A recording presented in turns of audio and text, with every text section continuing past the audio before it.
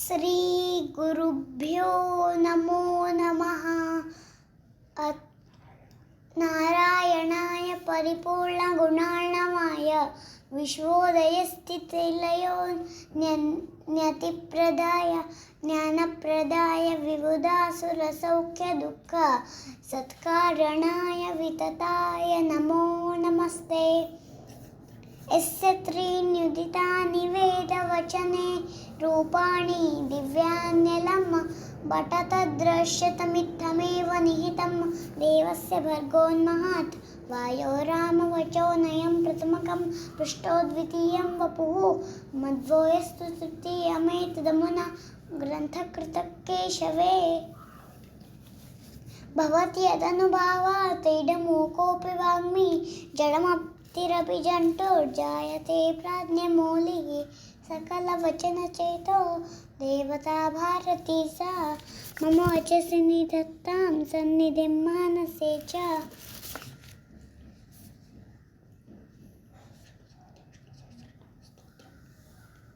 अथ विष्णुसहस्रनामस्तोत्रम्. यस्य स्मरणमात्रेण जन्मसंसारबन्धनात् विमुच्यते नमः तस्मै विष्णवे प्रभविष्णवे. नमः समस्तभूतानामादिभूताय भूभृते अनेकरूपरूपाय विष्णवे प्रभविष्णवे. वैशम्पायन उवाच श्रुत्वा धर्मान् शेषेण पावनानि च सर्वशः युधिष्ठिरः शान्तनुमं पुनरेवाप्यभाषत. अनादिनिधनं विष्णुं सर्वलोकमहेश्वरम् लोकाध्यक्षं स्तु अनित्यं सर्वदुःखातिगो भवेत्.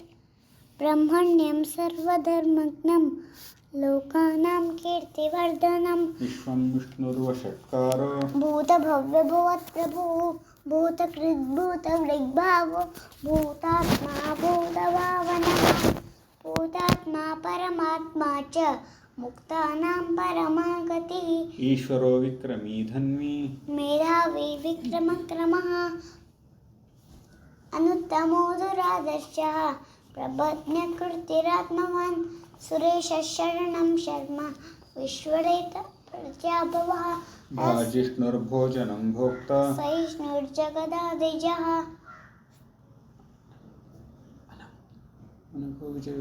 अनघो विजयो चेत विश्वयोनि पुनर्वसुः. उपेन्द्रो वामनप्रांशुः अमोघशुचिरोर्जितः अतीन्द्रसङ्ग्रहः स्वर्गधृतात्मा नियमो यमः.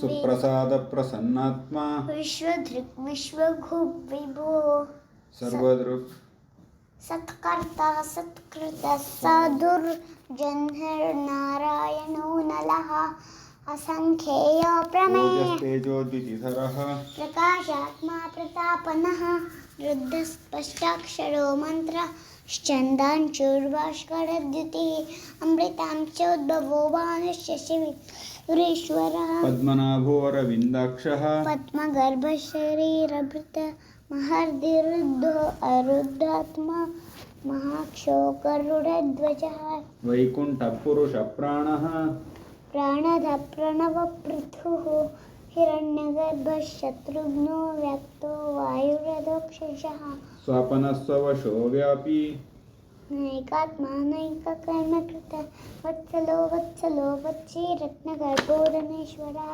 जीवो विनयिता साक्षी मुकुन्दो मितविक्रमः अम्बोधिनिधिनिदान्तात्मा महोनिधिः शियोऽन्तकः श्रीधश्रीशस्त्रीनिवासः श्रीनिधि श्रीनिधावनः श्रीधरः श्रीकरश्रेयः श्रीमान् लोकत्रयश्रयः कामदेव कामपालः कामी कान्तः कृतागमः अनिर्देश्य वपुर्विष्णु वीरोऽनन्तो धनञ्जयः एकोनैकस्सवकः किं यत्तत्परमनुत्तमं लोकबन्धुर्लोकनाथो माधवो भक्तवत्सलः सुवर्णवर्णो हेमाङ्गो वरान्दश्चन्दनगदी शुभाङ्गो लोकसारङ्गः स्वतन्त्रसन्त्वर्गणः ಇಂದ್ರಕರ್ಮ ಮಹಾಕರ್ಮ ಕೃತಕರ್ಮ ಕೃತಾಕಮ ಅಣುರ್ಬೃಹತ್ಕೃಶಸ್ಥೂಲೋ ಗುಣಗುಣಿರ್ಬೃಣೋಹಮಾನ್ ವದೃತಸ್ವದೃತಸ್ವಾತ್ರಿಂಶವಂಶವರ್ಧನಃ ಬಾಲಭೃತ್ಕಥಿತೋ ಯೋಗಿ ಯೋಗೇಶ್ ವದಾಮವಃ ಆಶ್ರಮಣ ಅರೌದ್ರಕುಂಡಲಿ ಚಕ್ರಿ ವಿಕ್ರಮ್ಯೋಚಿತಶಾಸನಃ ಶಬ್ದಾದಿಕಶಬ್ದಶಃ ಶೇಷಿರಶ್ವಲಿಕಲಾ ಆಧಾರನಿಲಯೋಧಾತ पुष्पः च प्रजातपः भूर्भुवस्वप्तसाचातः प्राणदपनमपनः पमानम् ಆತ್ಮಯೋನಿಸ್ವಯಂ ಜಾತೋ वैकानसामनः देवकीनन्दनसुष्टाक्षितिशपापनाशनः शङ्खबृन्नन्दती चक्ली शङ्खधर्मा प्रजातः ऋताङ्गपाणिरक्षोभ्यः सर्वप्रहरणातीर्थः ವೇದಾಂತಗೋ ಬ್ರಾಹ್ಮಣಸ್ಯಾತ್ क्षत्रियो विजयी भवेत् वैश्योदमसनिर्जस्य शूद्रसुखमवाप्नुयात् ನ ವಾಸುದೇವ ಭಕ್ತಾನಾಂ यशुदं दिव्यते क्वचित् ಜನ್ಮ ಮೃತ್ಯುಜರಾ ವ್ಯಾಧಿ अयं नैमोपजायते इमं स्तवमधीयान् श्रुत्वा भक्तसमन्वितः विज्ञेतात्मसुखक्षान्तिः श्रीधति स्मृतिः ಋಷಯಪಿತರೋ ದೇವ महाभूतान्तातमः जङ्गमं जेतं जगन्नारायणोद्भवन् योगो ज्ञानं प्रसादाङ्क्यं विद्या शिल्पादिकर्म च ವಿಶ್ವೇಶ್ವರಮಜಂ ದೇವಂ जगतः प्रभवाप्ययं भजन्ति ये पुष्कराक्षं न ते यान्ति पराभवो ॐ नमः इति श्रीविष्णुसहस्रनामस्तोत्रं सम्पूर्णं श्रीकृष्णार्पणमस्तु। अथ दामोदरस्तोत्रं मत्स्याकृतिधर जय देवेश वेदविबोधककूर्मस्वरूपा मन्दरगिरिधर सूकररूप भूमिविदारक जय देवेश ಯದ್ಭ್ರೂವಿಭ್ರಮಮಾತ್ರತದಿದಂ आकमलासन शम्भुविपाद्यं सृष्टिस्थितिलयमृच्छति सर्वं श्रीरकसवसद्वं जय भो जय यमलबुधिकृतनिलयनदेह नरदमहाबल जय कान्ता निर्जनमोहकबुद्धस्वरूप सज्जनबोधक स्वरूप जय त्रयकृद्विर्जन विध्वंसी जय जय जय जय भो जय विश्वात्मा इति मन्त्रं पठन्नेव कुर्यान्नीराजनं बुधः घटिकाद्वयशिष्टायां स्नानं कुर्याद्यथाविधि सम्पूर्णम् इति श्रीदामोदरस्तोत्रं सम्पूर्णं श्रीकृष्णार्पणमस्तु। अथ वेङ्कटेशस्तोत्रं वेङ्कटेशो वासुदेवो प्रद्युम्नो मितविक्रमः सङ्कर्षणो अनिरुद्धश्च शेषाद्रिपतिरेव च जनार्दनः पद्मनाभो वेङ्कटाचलवासनः ಭೂತಾವಾಸೋ ಗಿರಾವಾಸಃ श्रीनिवासश्रियप्रतिः अच्युतानन्त गोविन्दो विष्णुर्वेङ्कटनाथः सर्वदेवैकशरणं सर्वदेवैकदैवतं समस्तदेवकवचं सर्वदेशिकामणिः इतीदं कीर्तिं ಕಲ್ಯಾಣಾದ್ಭುತಗಾತ್ರಾಯ कामितार्थप्रदायिने श्रीमद्गिरिवेङ्कटनाथाय श्रीनिवासाय ते नमः।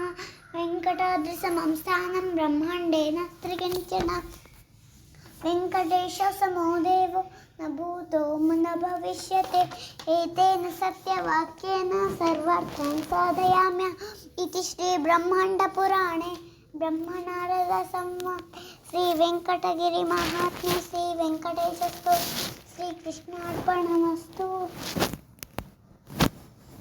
अथ ब्रह्मसूत्रभाष्यं प्रथमोऽध्यायः।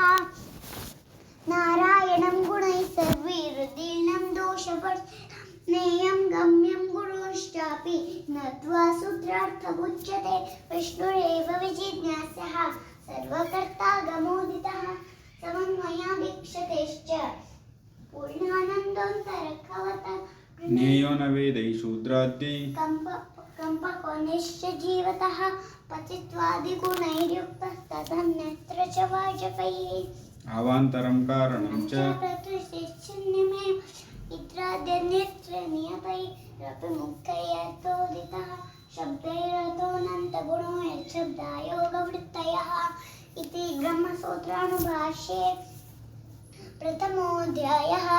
अथ ब्रह्मसूत्रभाष्यं द्वितीयोऽध्यायः।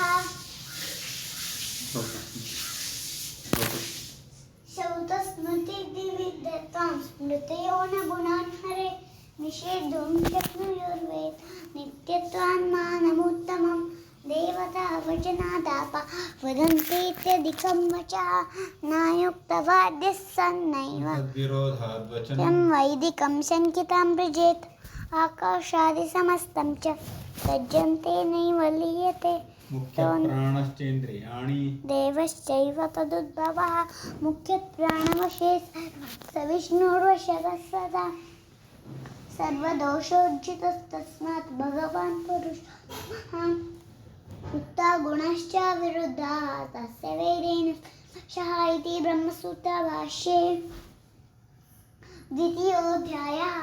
अथ ब्रह्मसूत्रभाष्यं तृतीयोऽध्यायः। शुभेन कर्मणा स्वर्गं निरयं च विकर्मणः मिथ्याज्ञानेन च तमः ज्ञानेन फलं पदं याति सर्वदेशेषु कालेषु स एकः परमेश्वरः तद्भक्तितारतम्यं मुक्तिदं सर्वेऽपि पुरुषार्थाः स्युः ज्ञानादेव न संशयः न लिप्यते ज्ञानवंश सर्वदोषै प्रचित गुणदोषैस्तु कस्यापि हृद्युहासौ तिगौ ऋणां सुराणां मुक्तौ तु सुखं क्लुप्तं यथाक्रमम् इति ब्रह्मसूत्रभाष्ये तृतीयोऽध्यायः। अथ ब्रह्मसूत्रभाष्यं चतुर्थोऽध्यायः। विष्णुब्रह्म तथा एवं नित्यमुपासनं कार्यमापद्यपि ब्रह्म वायुर्विष्णुं प्रविश्यैव शैव भोगश्चेयोत्तरोत्तरम् उत्क्रम्य मानुषा मुक्तिं यान्ति देहक्षयासुरा अर्चिदादिपथावायां प्राप्यतेन जनार्दनम् यान्ति यथेष्टशक्तिमन्तश्च तश्चैना स्वाभाविकोत्तमान् अनन्यविषयश्चैव हृद्योहासविवर्जिता दुःखादिनित्या पूर्णप्रज्ञेन मुनिना सर्वशास्त्रार्थसङ्ग्रह कृतोऽयं प्लीयतां तेन परमात्मा रमापतिः नमो नमो शेषदोष दूरपूर्णगुणात्मने विरिञ्चि सर्वपूर्वेद्यावमराय श्रीवराय ते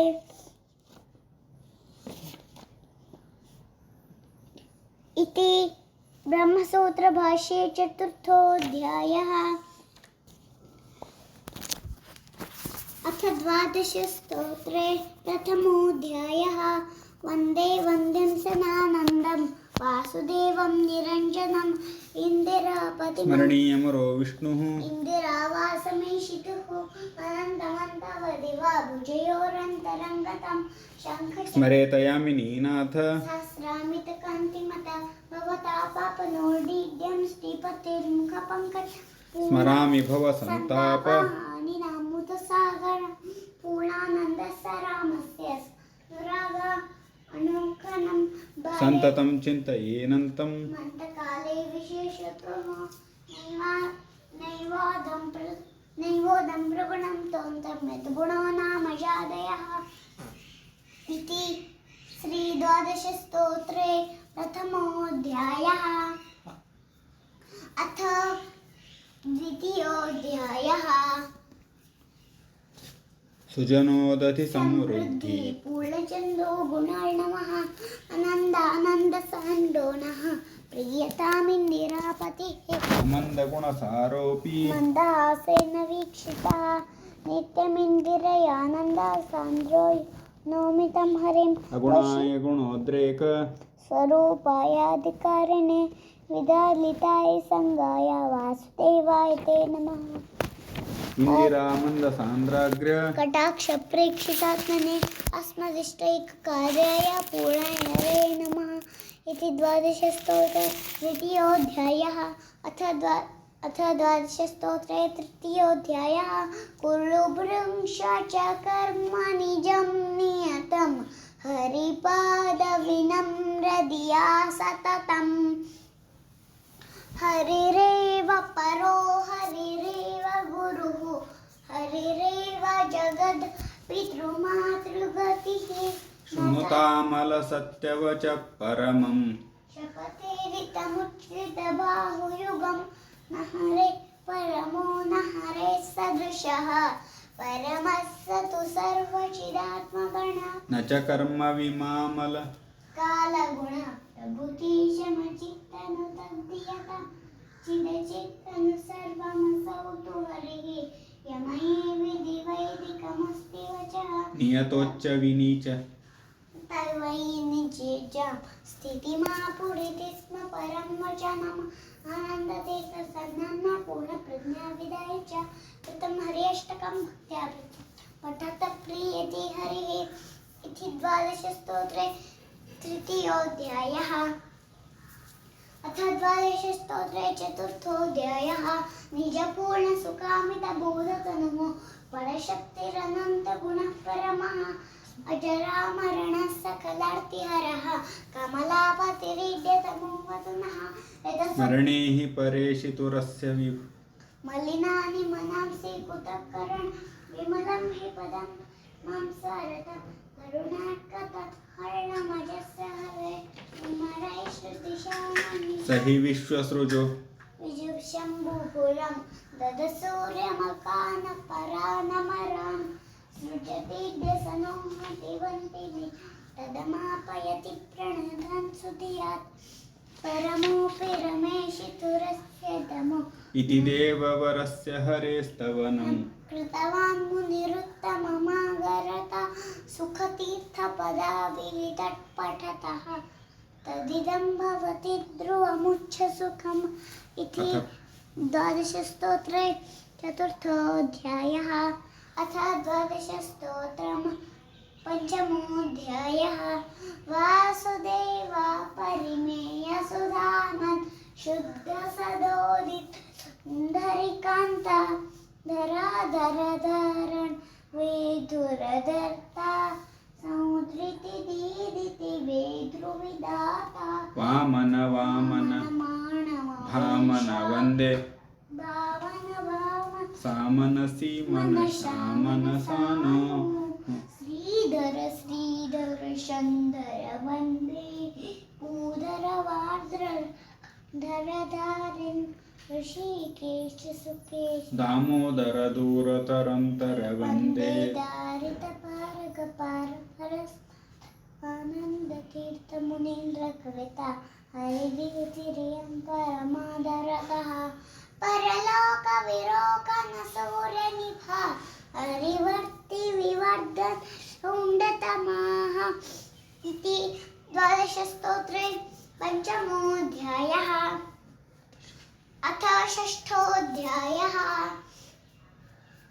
मत्स्यकरलुपलयोधविहारिन् वेदविनेत्रचतुर्मुखवन्द्यः कूर्मस्वरूपकधरहरिन्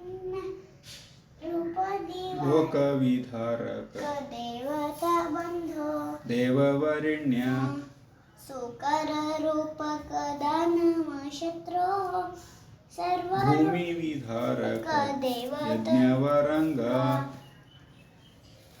राघव राघव राक्षस शत्रो मारुति वल्लभ जानकी कान्ता देव नृसिंह वीरण्यक शत्रो सर्वभयन्त. आनंदतीर्थ मुनीन्द्र कृता हरिगीतिरियं परमाग कृता हरिगाथा हरिगता पापहरा शुभा नित्यसुखार्था. इति 12 स्तोत्रे षष्ठोऽध्यायः. अथ द्वादशस्तोत्रे सप्तमोऽध्यायः विश्वस्थितिप्रलय सर्गमहाविभूति ऋद्धिप्रकाश नियमावृत्तिबन्धमोक्षा यस्याः पङ्गलवत्रत ऊर्जिता सा श्रीयत्कटाक्षबलवत्यजितं नमामि धर्मार्थसूनुवरत सुमति प्रचयाद्यशेष समङ्गलं विदधते पङ्गलेशम् आश्रित्य तत् प्रणतसत्प्रणता अपीड्या श्रीयत्कटाक्षबलवत्यजितं नमामि चक्रोग्रदीधितिहिमाकरसूर्यसूनु पूर्वं निहत्य निखिलं पङ्गलेशम् आश्रित्य यानि नृप आश्रित्य नृत्यति प्रकटोरुशक्तिः शिवप्रकटोरुशक्तिः श्रीयत्कटाक्षबलवत्यजितं नमामि आनन्दतीर्थमुनिः सन्मुखपङ्कजोत्थं साक्षात् रमाहरिमनप्रियमुत्तमार्थं भक्त्या पठत्ते गीतमात्मनि सन्निधाय स्तोत्रमे सदिभियातितयोरभीष्टम् इति द्वादशस्तोत्रे सप्तमोऽध्यायः श्रीकृष्णार्पणमस्तु सम्पूर्णम् अथ द्वादशस्तोत्रे अष्टमोऽध्यायः वन्दिता शेषवन्गुरुवृन्दारकं चन्दनाचर्चितोदरपीनं सकम् इन्दिरा चञ्चला अपाङ्गनीरजितं मन्दरोद्धरे भुजाभोगि प्रेणयामो वासुदेवं देवतामण्डला खण्डमण्डनं विप्रमुख्यैः सदा वेदवादोदितैः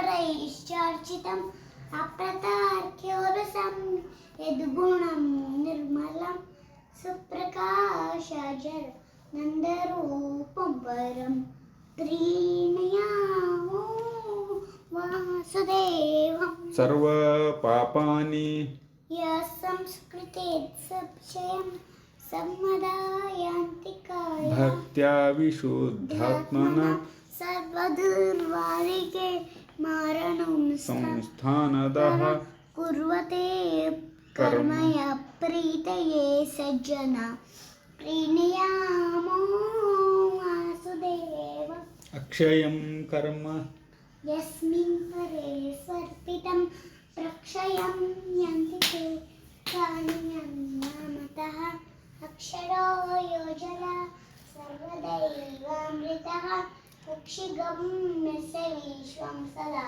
जगत् मन्दहासारुण अपाङ्गलोन्नतिं नन्दिताशेषे वाहिवृन्दं सदा प्रीणयामो वासुदेवम् इति द्वादशस्तोत्रे अष्टमोऽध्यायः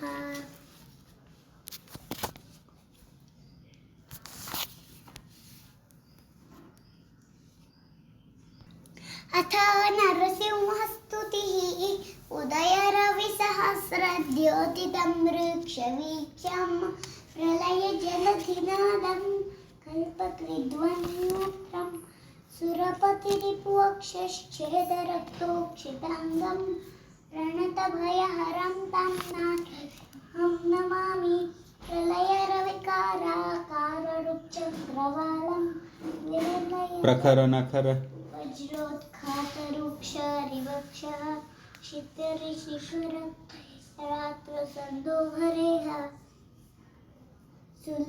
सुवलिभलक्षकुक्षे भद्रगम्भीरनाभे दहदरः नरसिंह सह्यवीरहितं मे गुरु गुरु गुरु गुरु गिरिराजत्कन्दनान् कर्गदेव निननिमनिशृङ्गे वान्तवन्निप्रदीप्ते ददति घटुघटं स्त्रैभीषणो ज्युहवत्रे दह दह नरसिंह तह्यवीर्यः भ्रमद तह्यवीर्याहितं मे भ्रमद विभव बुद्भूरि बुब्बरसद्भिद दिनघन गुग्र विभ्रमादभ्रशुभ्र रुभुभय भय भेप्तरुपासि भो विभाभिः दह दह नरसिंह सह्यवीर्याहितं मे प्रविकचकचराजद्रत्नकोटिरशालिन् चट चट चट चट चट दूरं मोहय भ्रामयारेन् कडि कडि कडिकायञ्जारे स्फुटयित्वा जहि जहि जहि वेगं शास्त्रं सानुबन्धं दादा नरसिंहवीर्याहितं मे स्तुतिर्यमहितग्नि सेविता नरसिंह तव नमि परिशान्ता मालिमीरा साबितोरं लिकुच तिलकसूनुः सद्धिता लीनरहरिनुतिमेकां शत्रुसंहारयितुम् अकृतसकलपापध्वंसिनीं यः पठेत्तां व्रजति नृहरि लोकं कामरो भाग्यसत् इति श्रीकविकुलतिलक श्रीत्रिविक्रम पण्डिताचार्य विरचिता श्रीनरसिंहस्तुतिः श्रीकृष्णार्पणमस्तु सम्पूर्णम्। अथ रमास्तोत्रम् जय कोल्हापुरनिलये भजतीष्टेतरविलये तव पादौ हृदिकलये रत्नरचितवलये जय जय सागरजाते कुरु करुणां मयि भीते जगदम्बाभिदयाते जीवति तव पोते भजदिन्दीवरसोमा भवमुख्यामलकामा भयमूलालिविरा भञ्जितमुनिभीमा मदकलभा मदकलभालसगमने मधुमतनालसनयने मृदुलोलालकरचने मधुरसरसगाने व्याघ्रपुरीवरनिलये व्यासपदार्पितहृदये कुरु करुणां मयि तदये विविधनिगमगेये जय कोल्हापुरनिलये भजतीष्टेतरविलये तव पादौ हृदकलये रत्नरचितवलये अथ सुन्दर काण्डं रामाय शाश्वतसुविस्तृतषड्गुणाय सर्वेश्वराय बलवीर्यमहार्णवाय नत्वालिलङ्गैशुरण्यमुत्पपात निष्पीडितं गिरिवरं पवनस्य सूनुः नैमात्रविश्रमण मयिच्छदविश्रमोऽसौ निस्सीमपौरुषबलस्य कुतष्टमस्य आश्लिष्य पर्वतवरं सददर्श गच्छन् भूत्वा बिडालसमितो निशितां पुरीं च प्राप्स्यन् ददर्श निजरूपवतीं सलङ्कां रुद्धो नयाश्रुतविजित्य तसां अथाशृणोद्दशाननं कपीन्द्रचेष्टितं करं दिदेश किङ्करान् बहून् कपिर्निगृह्य निधार्य एव रावणः वनस्सरागवाय नान्यथा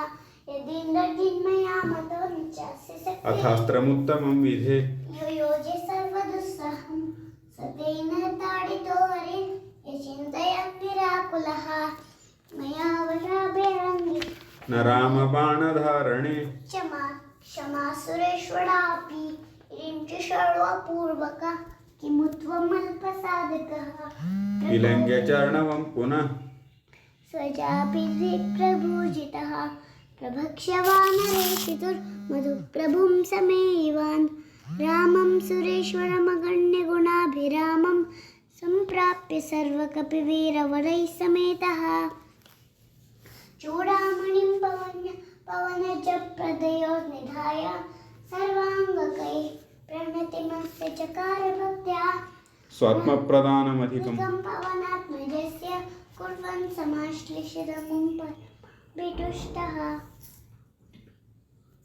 इति श्रीमदानन्दतीर्थभगवत्पादाचार्य विरचिते श्रीमन्महाभारतशास्त्रे सप्तमोऽध्यायः स्तुतिः श्रीमद्विष्णुं पान्त्वस्मान् श्रीमद्विष्णुं पान्त्वस्मान् पुरुहूतवैर् पान्त्वस्मान् पुरुहूतवैर्बलवन् मातङ्गा मद्यद्घटाः कुम्भोच्चाद्रिविपाटनादिकपटु प्रत्येव वज्रायताः श्रीमत्कण्ठीरवास्य प्रततमसुखतारितारातिदूर प्रध्वस्तध्वान्तशान्तः प्रविततमनसा भावितानाख्युदिन्दैः लक्ष्मीकान्तस्वमन्ततो विकलयन्नैवेशितु समं पश्याम्युत्तममस्मृतरतो पास्तं रसो योश्रमः यद्रोषोत्कलदक्षिणेत्रकुटिलत पान्तोत्थिताग्निस्फुरात् खद्योतोपमविस्फुलिङ्गभसिता ब्रह्मेश शक्रोत्कराः इति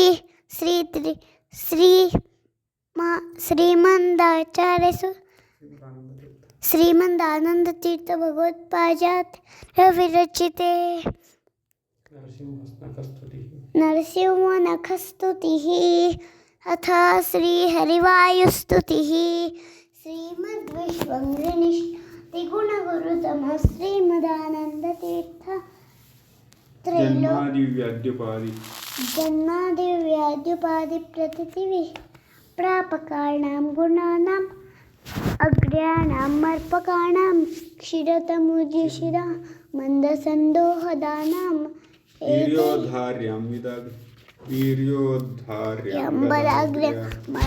मयमिनसतिं वायुदेवो देववद्या वद्यात्मज्ञाननेता यतिवरमहितो भूमिभूषामलिल्मे श्रीगुरुभ्यो नमः।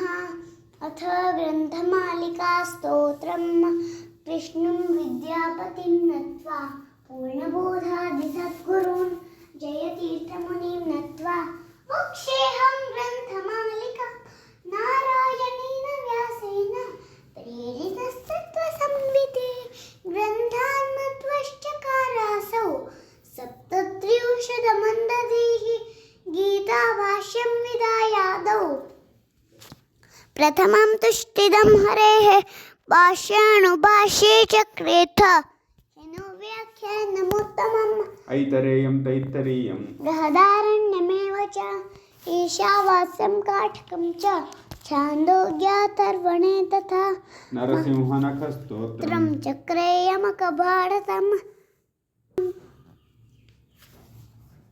स्तोत्रमकरोत् कृष्णामृतमहार्णवम् जयति निर्णयं चक्रे देवकी गर्भजन्मनः कृष्णस्य कृष्णभक्तोऽयं द्वैपायनकराब्जभूः 63,000 वेदिकं तुष्टितं हरेः एतेषां पाठमात्रेण मध्येश प्रीयति हरिः व्यासतीर्थयतिर्नाम मध्वग्रन्थानुकीर्तनं कृतवान्यानमात्रेण प्रीयते कमलापतिः इति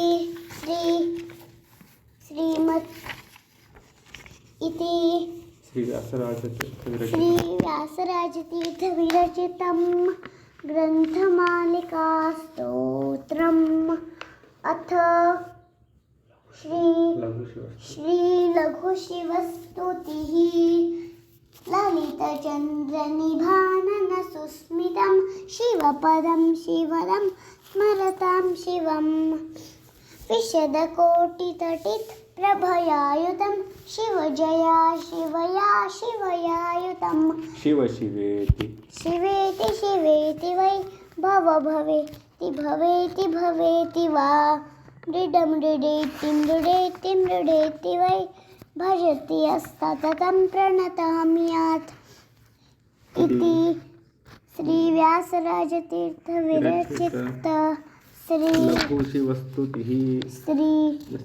लघुशिवस्तुतिः श्रीचरणकृता लघुशिवस्तुतिः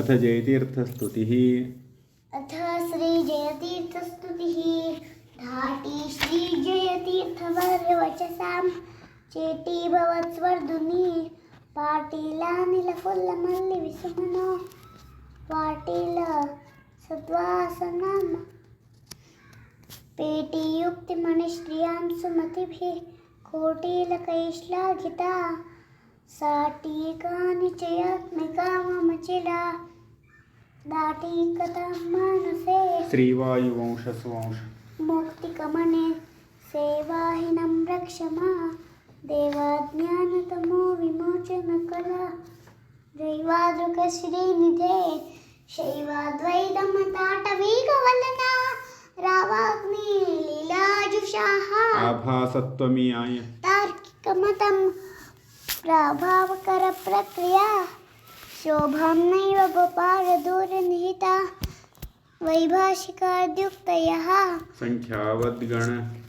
संख्यावद्गणगीयमानचरितः साङ्ख्याक्षपादादनिः आसीनो मरुदंशदास आसीनो मरुदंशशास सुमन नासीर देशीक्षणात् अक्षीणप्रतिभाभरो विदिसरो जाक्षी विहाराकरो लक्ष्मीनक्कलै जुविशिशिरम दीक्षीकृतक्षोभणान् येनागाहि समस्तशास्त्रकृतना रत्नाकरो लीलया येनाखण्डिको आदिसर्वसुभटा स्तोमो वचस्सायकैः येना स्थापि च मद्विशास्त्रविजय सम्बोधरामण्डले तं सेवे जयतीर्थवीरमनिजं मध्वाख्य राजादृतं यदि यवाप्तरङ्गाणां विप्लुष्वविदुषां गिरः जयति श्रीधरावासा जयतीर्थसुधाकरः सत्यप्रियति प्रोक्तं श्रीजयाजस्तवं शुभं पठन् सभासु विजयी लोकेषु उत्तमतां भजेत् इति श्रीसत्यप्रियतीर्थविरचिता श्रीजयतीर्थस्तुतिः अथ श्रीरघुत्तमगुरुस्तोत्रम् गम्भीराशयगुम्भसंवृतवच सन्दर्भगर्भोल्लसत् टीकाभावविबोधनाय जगतां यस्यावतारो जनी तत्तादृक्षरन्तसन्तततपः सन्ताना सन्तोषिता रघुत्तमगुरुं नौमि शान्त्यादिगुणमण्डितं रघुत्तमपदद्वन्द्व कञ्जिभृङ्गायतान्तरं रघुत्तमगुरुं वन्दे राम राम तव पादपङ्कजं चिन्तयामि भवबन्धमुक्तये वन्दितं सुनरेन्द्रमौलिभिः ध्यायते मनसि योगिभिः सदा धरणे भगवन्मूर्ते भरणे भक्तसन्तते विना विना चोपमेयं मेयं तत्त्वप्रकाशने रघुत्तमगुरुस्तोत्र तस्याष्टकं यः पठेन्नरः रघुत्तमप्रसादाच्च स सर्वाभीष्टभाग्भवे यद्वृन्दावनपूर्वतः फलवती धात्री जगत्पावनी याम्यायान्तु पिनाकिनी चलतरो मूर्तित्रयाधिष्ठितः वारुण्याम्नि शिवामतप्रतिकृतौ छायाकृतादिन्त्रिणी तद्वृन्दावनमध्यगो गुरुवरो भूयात् स नष्टेयसे प्रणमत्कामधेनुं भजस्तुरतरोपमं श्रीभावबोधकृत्पाद चिन्तामणिमुपास्महे इति श्रीरघुत्तमगुरुस्तोत्रम् अथ श्रीराघवेन्द्रस्तोत्रम् स्तोत्रं श्रीपूर्णबोधगुरुतीर्थपयोधृपारा कामारिमाक्षविषमाक्षश्चिरस्पृशन्ति पूर्वोत्तरामिततरङ्गचरस्पुहंसा देवालिसेवितपरां द्विपयोजिलग्ना सन्तानसम्पत्परिशुद्धभक्ति सन्तानसम्पत्परिशुद्धभक्तिविज्ञान जैरसुपाठवादीन् नत्वा शरीरोक्तसमस्तदोषान् हत्वा समौघ्यात् गुरुराघवेन्द्रः यत्त्वादोरनकञ्जयसुरनदी मुख्यापगासादत्य सङ्ख्यानुत्तमपुण्यसङ्गविलसत प्रख्यात पुण्यावहाः प्रतिवादिजयस्वान्त भेदचिन्मागरो गुरुः सर्वविद्याप्रवीणोऽन्यो राघवेन्द्र न विद्यते दया दाक्ष दाक्षिण्यवैराग्य वाक्पाटमुखवाञ्छितः शापा दोषास्ते नाशमायान्ति राघवेन्द्रप्रसादतः श्रीराघवेन्द्राय नमः इत्यष्टाक्षरमन्त्रतः इहामुत्रप्त सर्वेषु इष्टो मोदरे नात्र संशयः अगम्य महिमा लोके राघवेन्द्रो महायशः सर्वाभीष्टार्थसिद्ध्यर्थं नमस्कारं करोम्यहं तव संकीर्तनं वेद शास्त्रज्ञानसिद्धये संसारे क्षये सागरे प्रकृतितो गाले सरादस्तरे सर्वावद्यजलग्रे कीरणं यद्वृन्दावनमासात् द्याभङ्गपञ्चोऽपि वाचला स्तोत्रेण मेनय पुर्यात् प्रदक्षिणनमस्कृतिः राजचोरमहाव्याघ्र व्याघ्रसर्पणक्रादिपीडनं न जायते स्तोत्रस्य प्रभावान्नात्र संशयः यो भक्त्या गुरुराघवेन्द्रचरणः स्वन्द्वं कीर्तिर्दिग्विदिता कीर्तिदिग्विजितादिभूतिरतुला साक्षी हयासोतर्हि दुर्वादिग्ध्वान्तरवे वैष्णवेन्दीवरिन्दवे श्रीराघवेन्द्रगुरुवे नमोऽत्यन्ततयारवे इति श्रीमदप्पणाचार्यविरचितं श्रीराघवेन्द्रस्तोत्रम्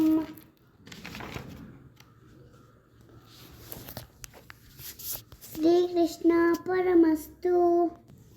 अथ प्रमाणपद्धतिः प्रणम्य चरणाम्बोज युगलं कमलापते प्रमाणपद्धतिं कुर्मो बालानां बोधसिद्धये यद्यपि भगवत्पादैरेव प्रमाणलक्षणाधिकम् अभिहितं न मन्दैः तथापि गम्भीरया वाचा विक्षिप्य वर्णितं न मन्दैः शक्यते सुखेन बोधुम् इति तदर्थम् इदं प्रकरणम् आरभ्यते।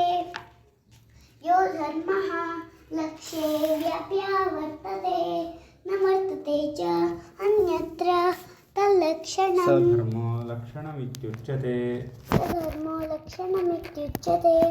यथा गोः शासनादिमत्वात् तद्धि गोषु सर्वत्र अस्ति नास्ति च अगोषु। श्रीकृष्णार्पणमस्तु। सम्पूर्णम्।